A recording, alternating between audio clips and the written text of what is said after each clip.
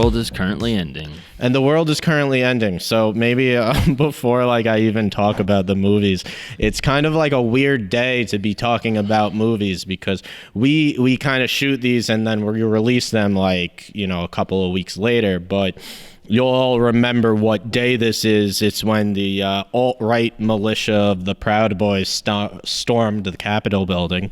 And I don't know if by the time you're watching this, democracy might be over. So, but movies will still be here. Biden will be the president. Biden will be. Yeah. No, I'm being overly pessimistic, which is going to be a theme of one of the movies. I don't know. I mean, might be, you know, just the right amount of pessimism. For what we saw today. But today was bizarre. It's a bizarre day to be like talking. I was on the drive home here. I was on the drive from work to here, and I was like, it's gonna be really weird talking about movies right now. Well, we just literally watched, you know.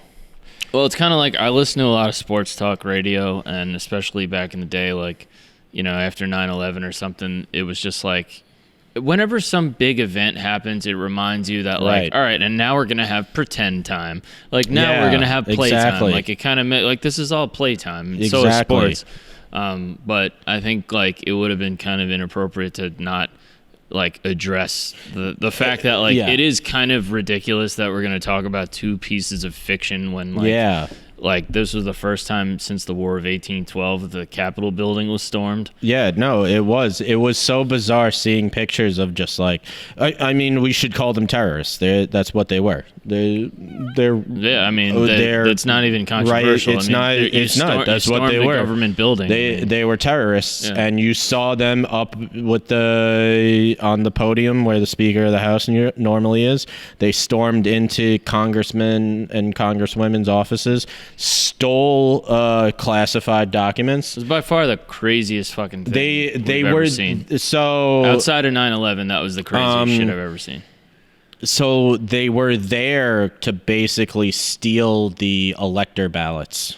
Yeah, I don't know if they're that smart. I don't know either, but that's what people were claiming. People did get them out of there though, so that was like the first thing they made sure to get out because they thought like that was probably not the target. That's smart, but I don't know that they were even that organized. Well, it's like we know what the count is. Well, 95% of the people you could tell were just kind of like sheepishly following. One woman, I got to be honest, and I don't have much sympathy for these people, if any. I have zero sympathy. Well, I mean, a woman died. Oh, and you know what? That sucks. Fine. Because for her poor soul, like, and I'm sure, well, I'm not sure of anything, but she was dumb enough to be there in the first place. But, you know, what led this poor woman to give her fucking life for what? What did she give her life for? Donald Trump does not care about these people. That's what I'm saying. Like, you gave your life for what? To you know what I mean? When she woke up this morning, she did not think she was giving her life. For nothing. And you're dead now because of this stupid bullshit. For nothing, because you know what? And this isn't me being optimistic or whatever. This isn't Joe Biden's going to be the president. Well, that's the thing. It's not changing anything. What were you going to do? You're going to go in there and kill every member of the government until you, like, what was your end game? I don't know. You know, and shame on the police for not coming down on them harder. First of all, how do you? Yes, 100%. And how that's are you what I was not prepared thinking. for that? How are you not prepared for that? But then the real pessimism They've been starting brawls with the police all week. Yeah, these I know. Guys. And like, you know, it doesn't have to be said. Look at as many examples if you want of them cracking down on protesters when it's a Black Lives Matter rally or anything else. And that doesn't fit their agenda. And there's videos of the police letting these people in. I'm not saying all the police are doing that, and I don't think that's fair either. Because I've been seeing a lot of shit. Like, I saw plenty of videos. I don't think it's fair because where police were being chased. Like, you know what? these are fucking people too, man. There were a few officers who were letting people in, though. Absolutely, 100%. There's video of it. There were also a lot of officers there who were doing their job and who were protecting the Capitol building. And that's because, like, we like to throw around narratives about the police on both sides, like, oh, they're fucking perfect angels, which we know is not true, and that they're just literal Nazis, which is also not true. Yeah. And if you have zero experience with police, maybe you could be duped into either of those camps, but it doesn't work when you actually know real police officers, like I do, because of my former employment, which was, you know, basically dealing with police all the time in the service industry, but they were constantly around. They're regular people. And now, do they have PTSD? Do they lean conservative? Yeah.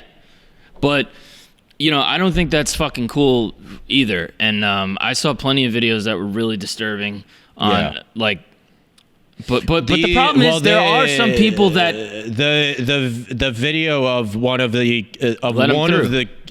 the videos of them letting them into the Capitol building, that's what something's got to understand. They didn't storm shit. They were let in.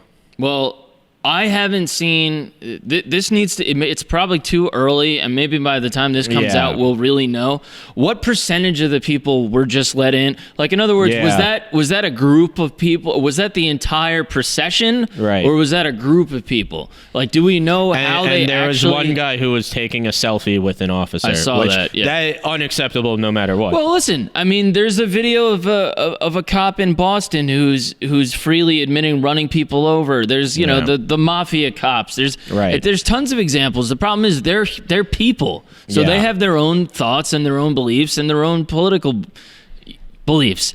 So it's just, I don't know. It's today was just disturbing in every way, shape, or form. It's too early.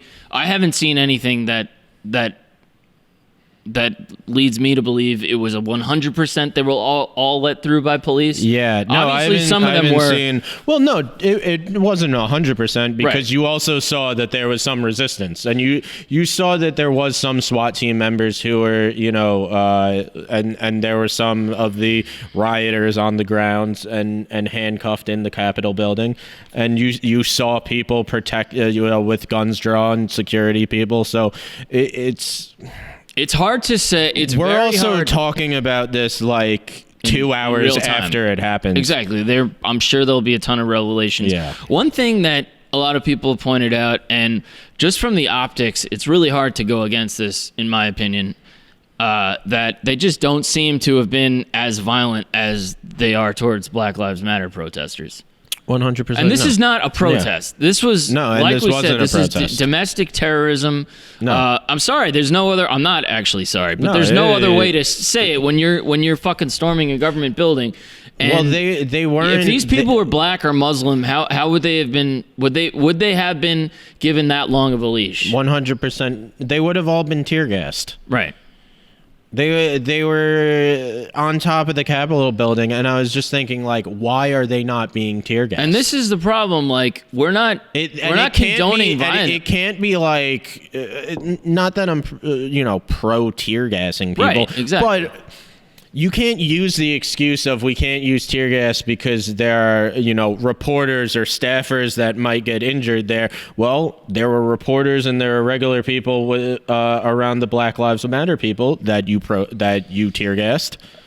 And just from a fucking, I know it's not entirely related, but for someone to be killed during a traffic stop with no weapon on them.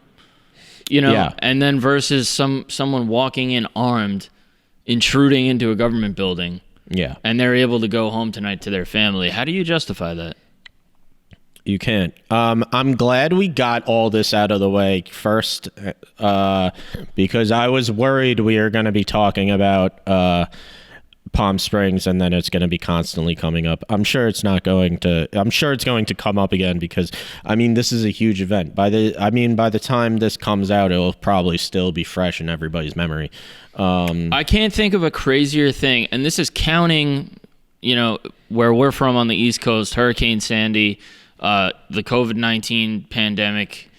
To me, this is, at least from a United States standpoint, which is, where we've been our whole lives. I can't. This to me is up there with 9/11 as far as just pure insanity. I never thought this is. I kind of had this thought.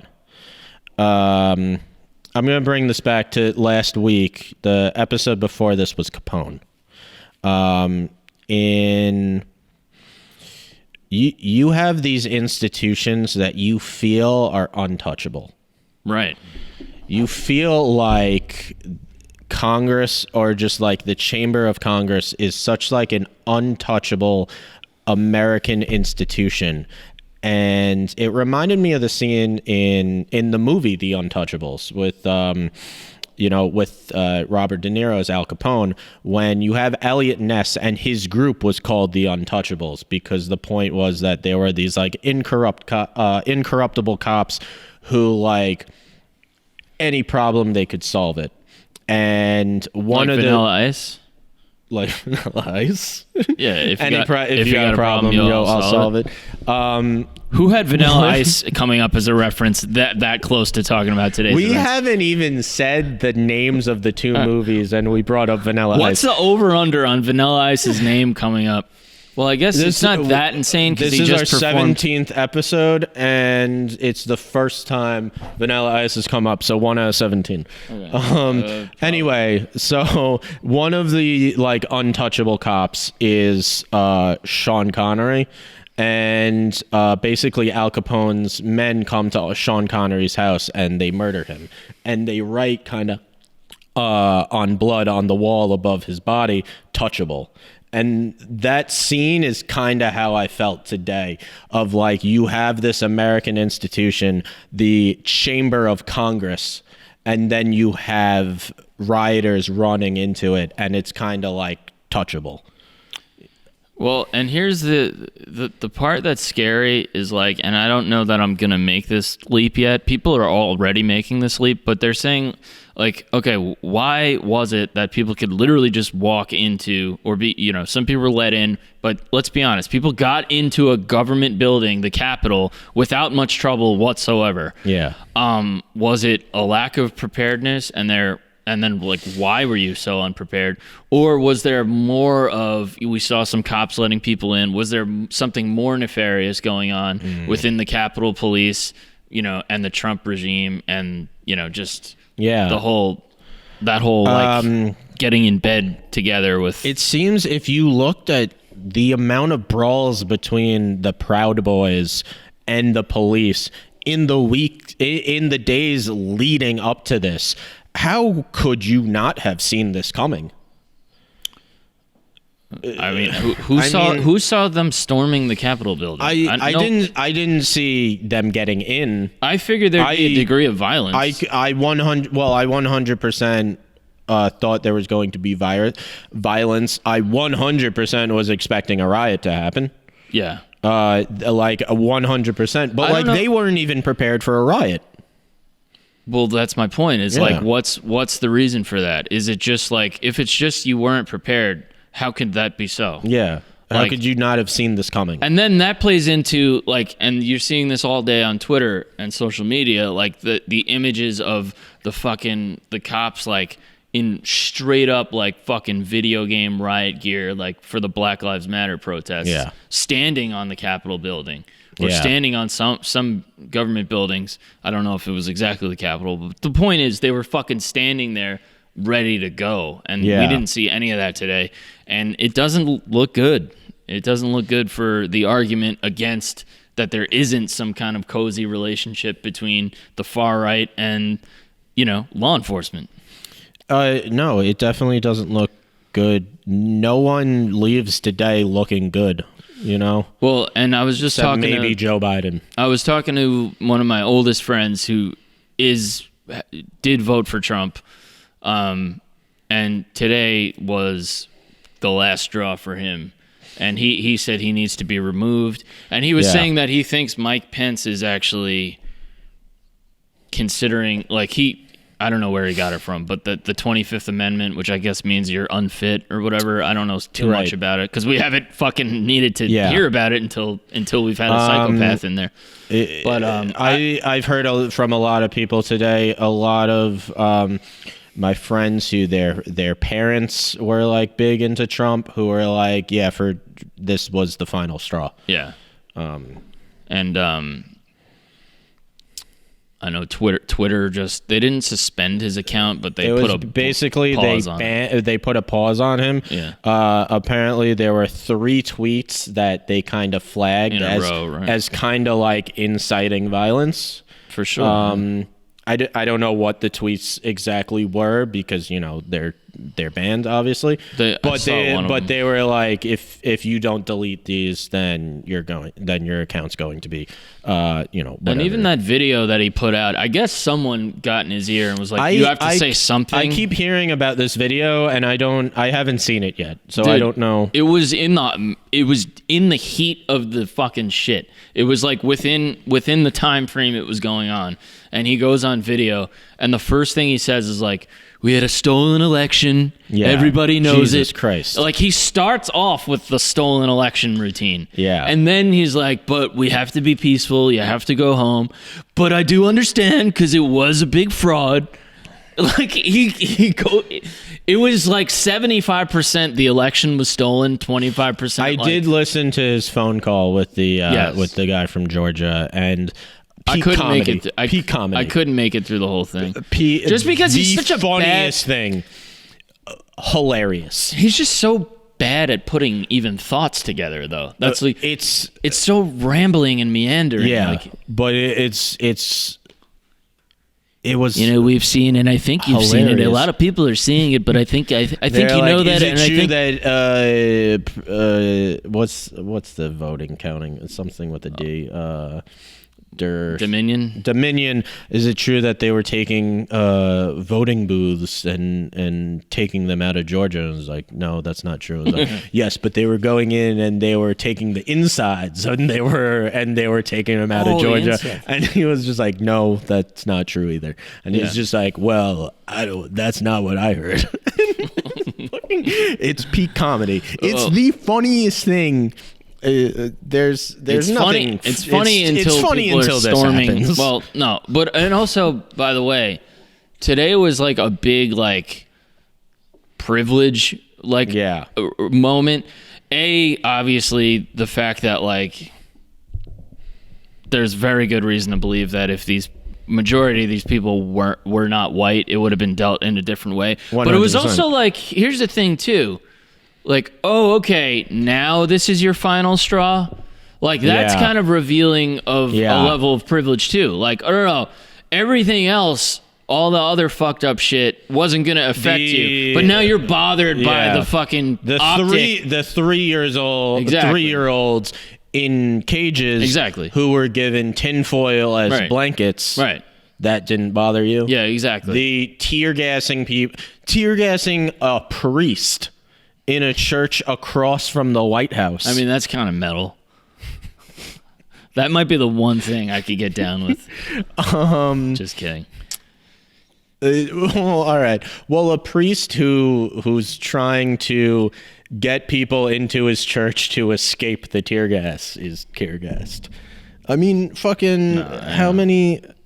Well, that's my point. Is like, oh, now, like, just because we don't do that in this country. It's like, now this is the final straw. I don't know why this person's from Long Island, but my point is... We all know why she's from Long Island.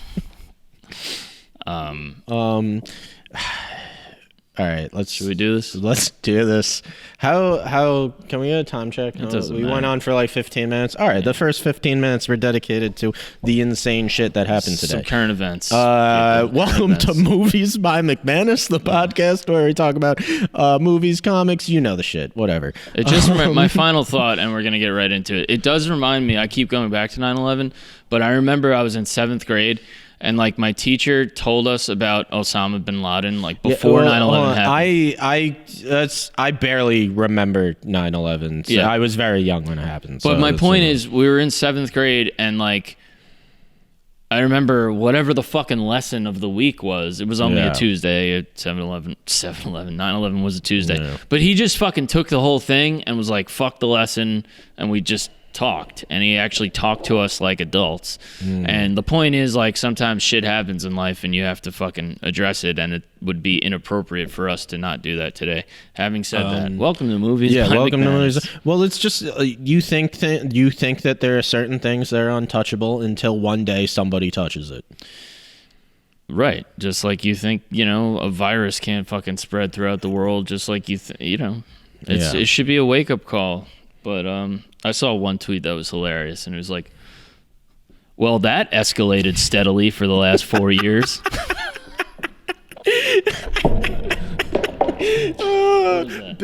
Billie Jean King just Billie Jean peaced out. I'll get it later. Oh, I had a Landau Calrissian I was going to bring in, and I forgot it at my apartment. Whatever. Right. That you got for me. I did.